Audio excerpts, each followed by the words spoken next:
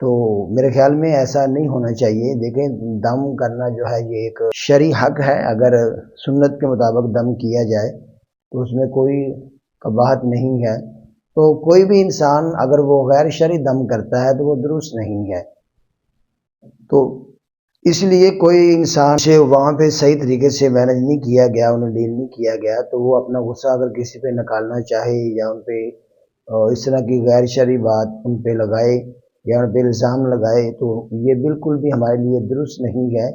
عزت اور ذلت اللہ کے ہاتھ میں ہوتی ہے، شفا بھی اللہ رب العزت دیتے ہیں۔ تو اگر لوگ ان کے پاس دم کے لیے جاتے ہیں تو اللہ رب العالمین اگر انہیں شفا دیتے تو اس میں کوئی حرج نہیں ہے۔ غیر شرعی دم کوئی بھی کرے، وہ بابا عبد القادر کرے یا کوئی مولوی نذیر کرے یا فقیر کرے، کوئی بھی کرے تو وہ درست نہیں ہے، وہ غلط ہے۔ لیکن ایسا دم جو شرعاً جائز ہے، آپ سورہ فاتحہ پڑھ کے یا کوئی بھی اس طرح کی جو نبی صلی اللہ علیہ وسلم کے شرعی دم مذکور ہیں تو وہ دم کیے جا سکتے ہیں، اس میں کوئی حرج نہیں ہے۔ حالانکہ دم میں تو یہاں تک بھی گنجائش موجود ہے کہ اگر کوئی انسان دم کے عوض کوئی ہدیہ بھی لیتا ہے تو اس میں بھی کوئی حرج نہیں ہے۔